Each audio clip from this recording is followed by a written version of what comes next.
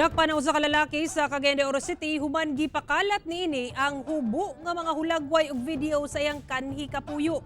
Buot kuno sa suspect nga makigbalik sa iyang ex-girlfriend. Ani ang report ni Cyril Chavez.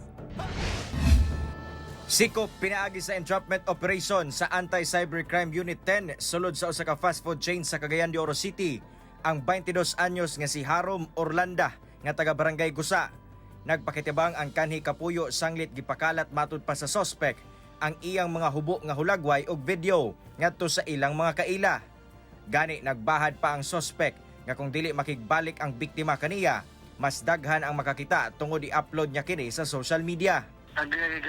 Kapugso na po siya sa iyang ex nga makita sila o nasa di pangayo o pugso na po siya sa maghimo og usa na dili naman sila karelasyon. Nakuha ang cellphone kung asa makita ang mga hulagway og video sa biktima.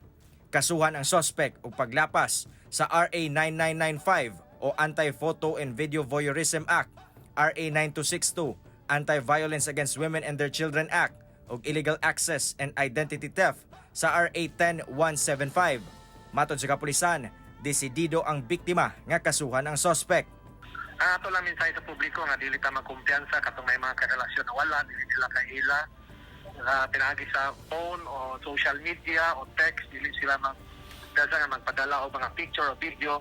Ay kini usa kani ka modus operandi pod sa mga daotang elemento labi na sa paggamit sa social media. Ako, si Cyril Chavez para sa One Mindanao.